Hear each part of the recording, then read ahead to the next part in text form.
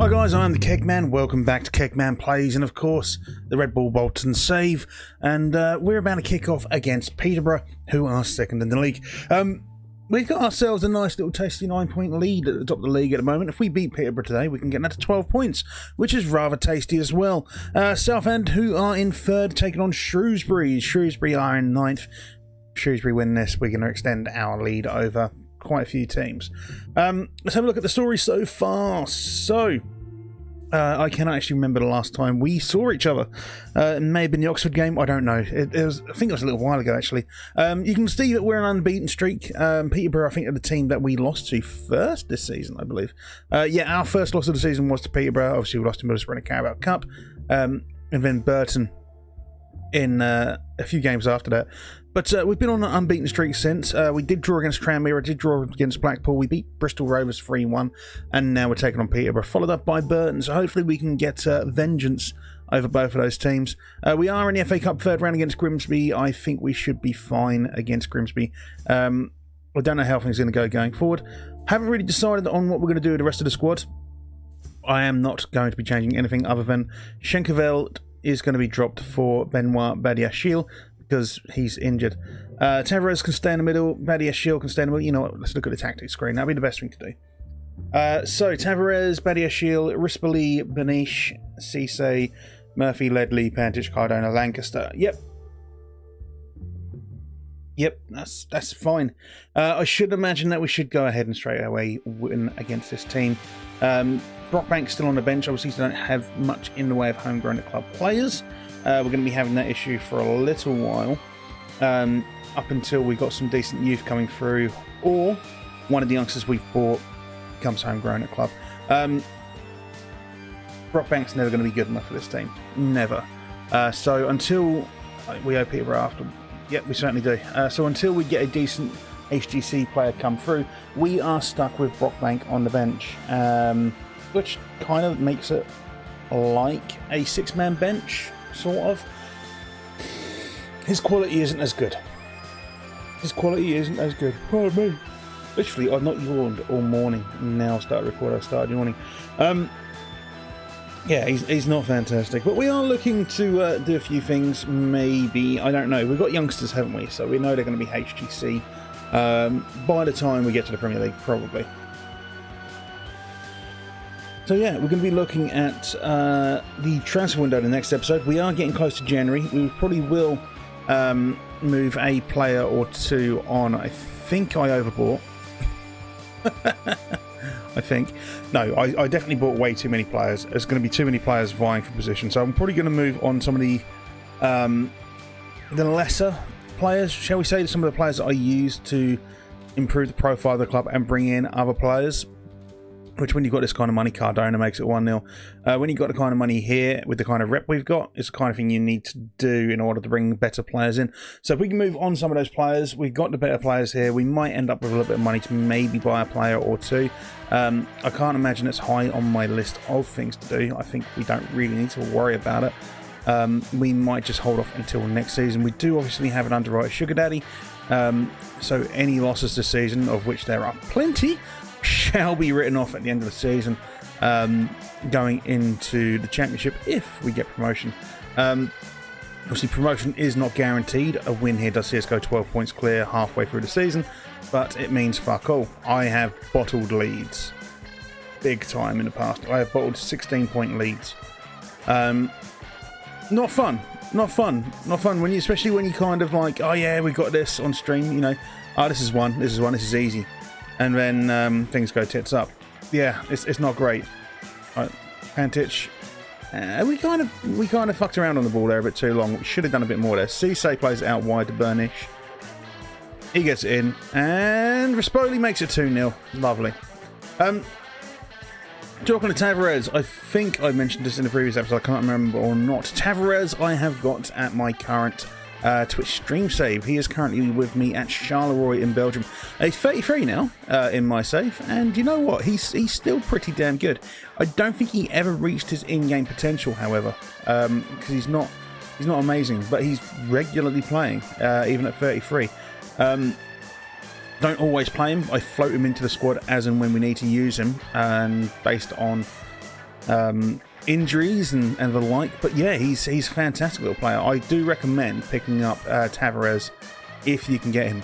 There is one player I'm going to see if I can sign in the window. If I can get the money, if I know he'll join. If I can have 200, if I can have £2 million, that's how much they wanted from this Fabio Silva. I've just thought about this. I was just thinking about young Portuguese players, Fabio Silva.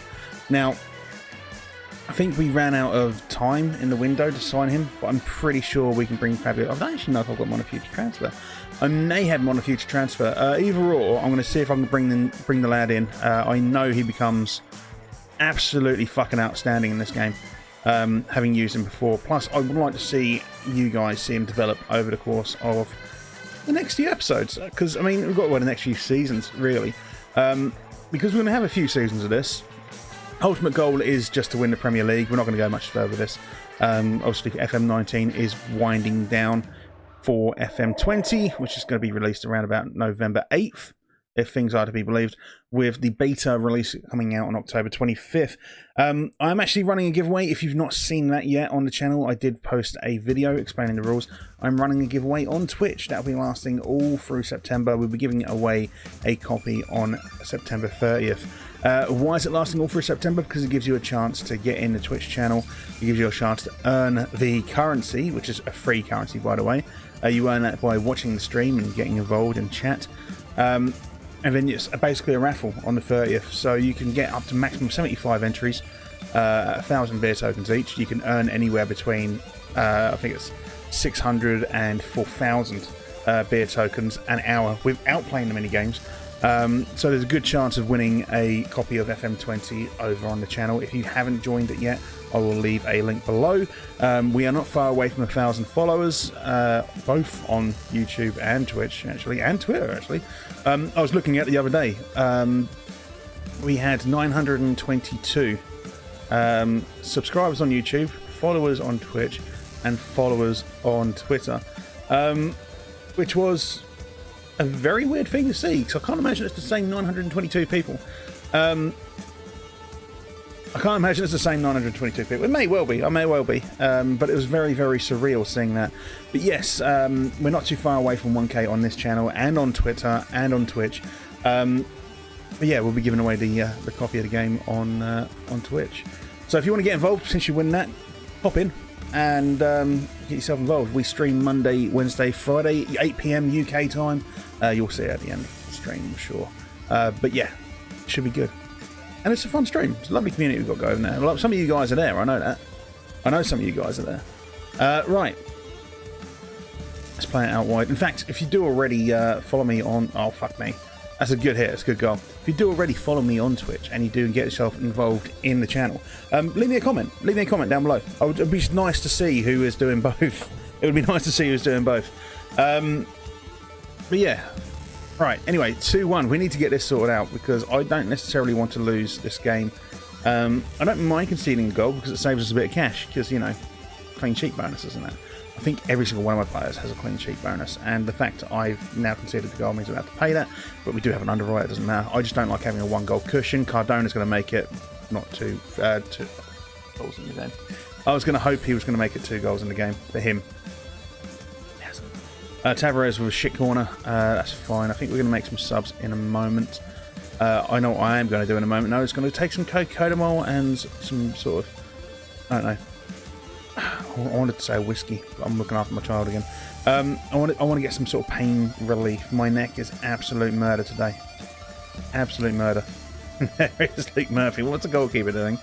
Oh, please, SI, I'm 99.99% sure you've never watched a single one of my videos in my life. In your life. If you happen to be watching this video now and you see that, can we solve this kind of thing, please? Can that not be? I mean, it may be too late for FM20. What of it being, you know, mostly done outside of maybe some transfer updates? Can we please get that kind of thing stopped? So it happens way too often. It happens way too often. That shouldn't happen that often. It happens, don't get me wrong, I know it happens. It doesn't happen like every game. It seems to happen every game. And it's a little bit... It's getting a bit old. I have to say, it's getting a bit old seeing those kind of mistakes from goalkeepers and defenders for that matter, on what is a fairly regular basis. Right, Murphy and Badiashile plays out wide, finds Thiago Andre. Again, he's developing beautifully. Cardona sends it wide. I don't know what the goalkeeper was doing. I mean, I'm already questioning the goalkeeper anyway after that goal he conceded, but still. Right, how are we looking? Lancaster's on a yellow, 6.7. I'm going to take Lancaster off. I don't want him to get sent off. I'm going to have to bring on Jamie Ward, which is a little bit unfortunate. I don't particularly want to use Jamie Ward. I think he's going to be one of those players we move on. But then I do need some English players in. And he's not English anyway. He's at least Northern Irish. I thought he was English for some reason. That's probably going to be next season's thing as well. I know we talked about signing Fabio Silva, the Portuguese player, this year. Potentially for next year. I do want to start concentrating some more on English youth. I do, as I am sort of very aware that Brexit is going to hit at some point. And I know what my luck is like. I'm going to get a dickhead of a Brexit. And I would like to make sure we've got enough good young English players to deal with that potential situation. Because if we don't get the 17 foreign player Brexit, I've then got to try and get all of these youngsters work permits. I don't see it happening somehow. I don't see it happening. Not for a while anyway. A good majority of these players will probably end up playing internationals, in which case it's going to be easier to get them contracts. But not all of them. Not all of them. There's only so many players you can play at any given time for your country. And if I was to get, say, another 4 or 5 Portuguese players, of which I've already got quite a few, I can't guarantee they'll be playing every game. So yeah, need to look into that one. But it looks like we've got ourselves a nice 3-1 win. That will mean that we go 12 points clear of both Peterborough and Sunderland. Sunderland are beating Wimbledon away. And Southend look like they were losing or have lost. I'm not sure. Yeah, they're drawing with Shrewsbury, depending on how you want to pronounce that. So yeah, we've got ourselves a nice 12-point gap at the top, which going into the 24th game, well, it's the 24th game of the season, but Jackie, what are you doing? Is tasty. It's nice, I have to say. It is very nice. Hopefully we won't have to worry about any playoffs, and hopefully we won't bottle it. Then next season, going into the championship, fingers crossed we can push on. Hello. We can push on, get another back-to-back promotion. Get another promotion, make it back-to-back promotions. And then maybe have a bit of a cup run as well. It would be nice to get a bit of a cup run on the go. If we manage to get into Europe early, that would be absolutely amazing. Like I say, the ultimate goal is to win the Premier League, but if we can get into Europe, that's players, basically. That means we can bring in some great players. I'm going to give them well done, lads. It was a great win, because it is a 3-1 win over second place is not to be sniffed at. We probably won't see the Burton game on record, just to let you know. I probably won't record that. I don't know what game we're going to come back for next. I haven't really decided. Let's have a quick gander. Maybe like a Rotherham game, possibly, or a Gillingham. Depends how we do against Grimsby as well, because we might get a decent FA Cup game. If we were to beat Grimsby and get a Premier League team, for example, maybe we'll do that instead. It would be nice to get a bit of a challenge, wouldn't it? Let's have a quick look at the transfers, the future transfers. Let's go to transfer history. The Dante Rigo is joining us at some point. He's going to be decent. Let's go to future transfers in. I don't think there is anyone. I think it's just Dante Rigo. How much money do I have in the... I have none. I'm currently spending more or less the budget. It probably will take a little bit of finicking with my side of things, so I'll probably sell on some players. If I had to, maybe Paul McShane. He's not worth huge amounts, but I'm not really going to be using him. So Paul McShane, maybe Erling Mark, Razvan, Gardenaru, maybe, and Vega Clivedale. Some of those sort of players, it's not going to release enough funds, but maybe I can do something with that. You know, there's a few people we could move on. Luke Murphy, for example, I could probably replace with someone in the team already. He's 29. Diego Poyet we got on a free. I am looking to see how he develops, but he is going downhill, and we might be able to move him on. He's worth £2.9 million, so if I freed him up, that's the money made. Anyway, guys, that's going to be the end of today's episode. Like I said a little while ago, there is competition currently going on Twitch, and it will be going for the entirety of September 2019. Gives you plenty of time to earn enough in-stream beer tokens.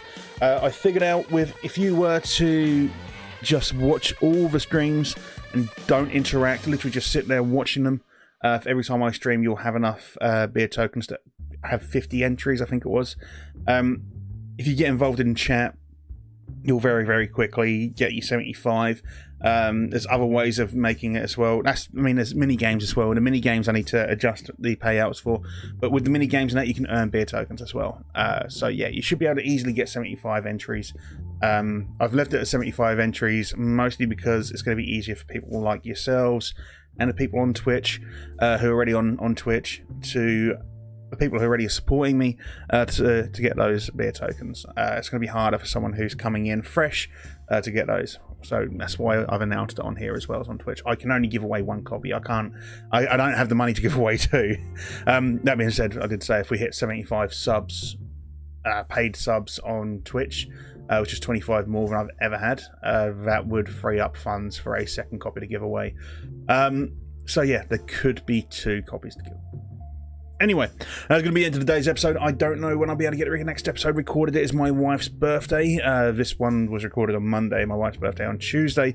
I'm probably going to have to stick this one out on Tuesday. I don't think I'll get this put out in time. It might even go out on Wednesday as yet. I haven't really figured it out. I've got to try and figure out the time because I've got to make birthday cakes and the like. But yes, I will see you when I see you. Hopefully again this week, if not next week. If not on stream, obviously. There will be links down below. Anyway, take care.